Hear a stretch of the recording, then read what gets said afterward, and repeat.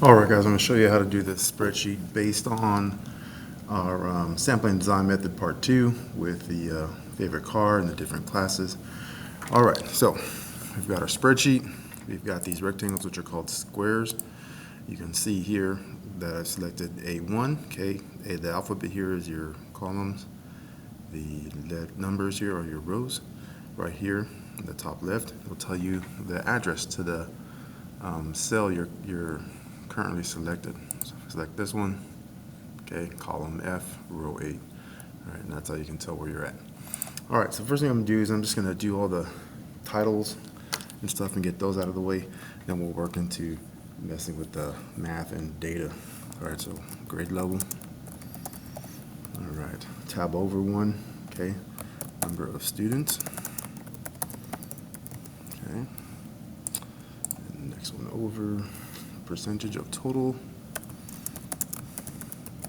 All right, then number of students for sample. I'm just going to put number of samples. Okay, and then rounded numbers of samples. Rounded samples. All right, just cut the tiles down short a little bit. All right, let's fill out the grade level.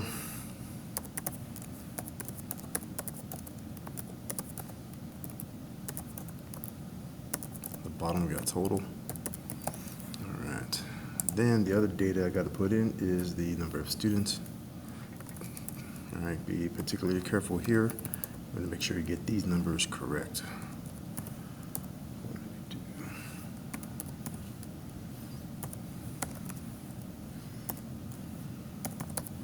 All right, so remember this is a video. You can forward and go back as many times as you need to get these done, okay? And be sure you get all this done on your spreadsheet and submit it into the assignment as well.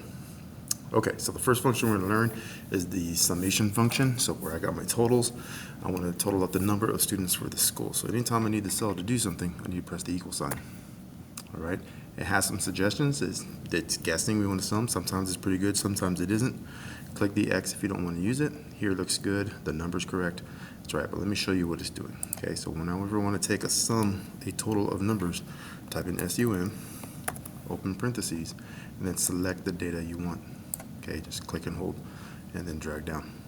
All right, so that's all the data I want from 7th to 12th grade.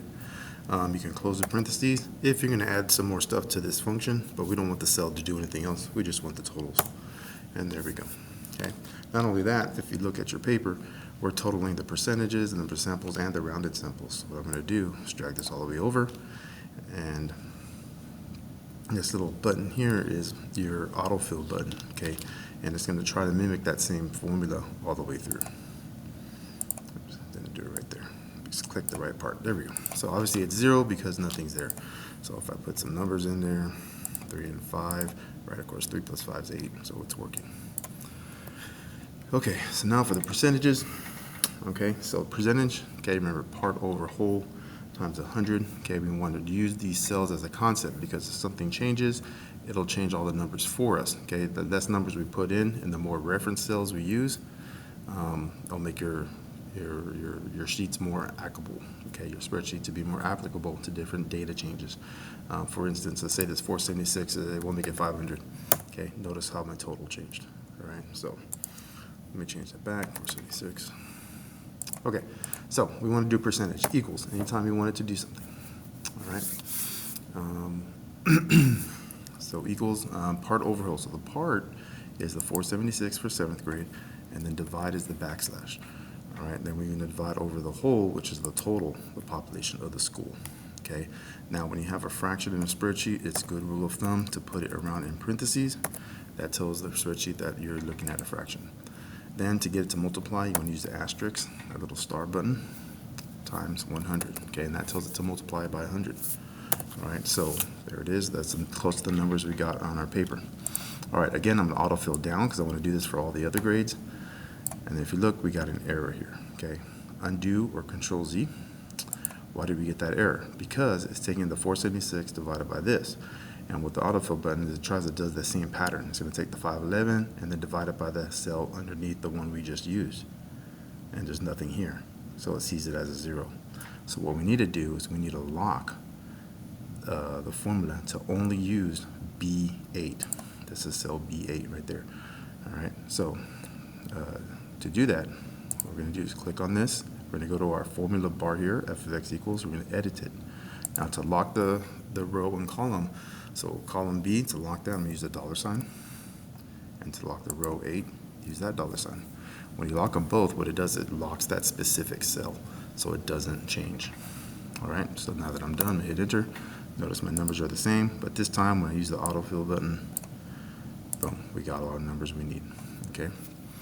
Now, the number of samples, basically, we take the percentage times 60. Our sample size, or the amount of surveys you had was 60 in the assignment. So we want to give enough surveys to represent the population of the different classes, right? So to do that, we just take the percentage, multiply it by 60. All right, but with the percentage, we have to convert it to a decimal. So we hit the equal sign. Now to convert that to a decimal, okay, we're going to click this cell here, C2, okay? And since to make a percent, you multiply by 100. To undo that, you divide out the 100. That's going to move the decimal place to the units to the left. So when you're removing that all through middle school and high school, you're really dividing by 100. All right, so let's do that. So let's divide by 100. Again, parentheses around everything. All right, and then we're going to multiply by 60 because we have 60 surveys. Hit enter, and then there's our 10.52, which is close to what we got in our assignment.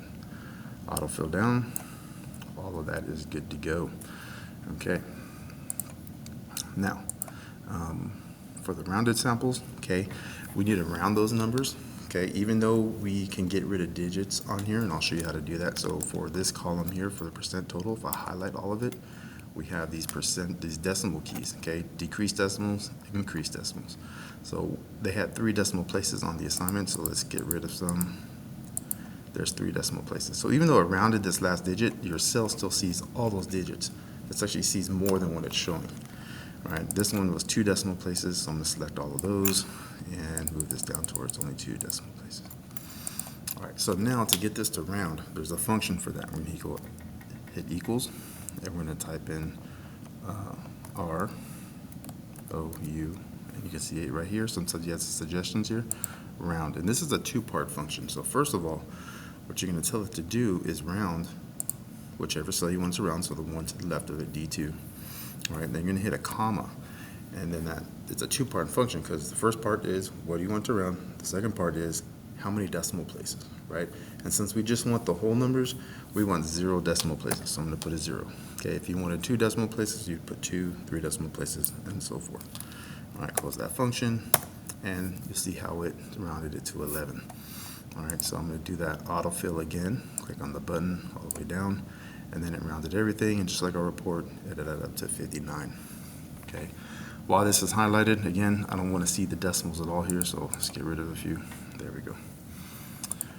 Okay, so now everything here works. We're going to do some cosmetic stuff to this. So when you do a spreadsheet, okay, put your information in, do all your formulas, make sure they work, test them, and then once everything's working just fine, then you can go in there and fix it up, okay? So for instance, like this rounded samples, it's too big for the cells, so you can grab between the rows and just drag it out a bit. Now it's in there. Okay, I'm gonna highlight all my titles because I like those to be bold, and this is just your preference, okay? Some industries have a standard in what you're supposed to do. Okay, I want that bolded. I like this side, the left side, to be bolded because essentially they're titles as well. I'm gonna center this total because it's not quite at grade level, so kind of title, grade level, and total is kind of important. And these are all totals here. As a matter of fact, I want to center all of those. All right. And I'll go ahead and bold those as well because that's important information there. All right. What else can we do? We can select all of it. We can add grids to highlight certain parts of the cells you want to see. I like to highlight everything, so it's all nice griddable box. And if you ever print this out, it'll print those lines. All these other faded lines won't print out. Okay, if you have a lot of data, it can be hard to see. So one thing I like to do is do the color formatting. So highlight everything, and if you go to Format, you have alternating colors. And they have different templates over here you'd like to use, so you can just choose your colors. If you want the header to be darker, you can click on it. If not, take it out. Everything's the same. I'm going to go ahead and put the header and the footer to be darker. let's do UTSA orange. All right. So there you go. So that looks very nice. Okay. Then over here, I think we got everything. Oh, we can put notes into our cells. So let's look how to do a note. So click on here, right click it, okay? And then if you scroll down, you'll see insert note. And then here you just type a little note that tells the user or yourself when you come back to you anything you might need to know later. All right, so in this case, I'm going to type in use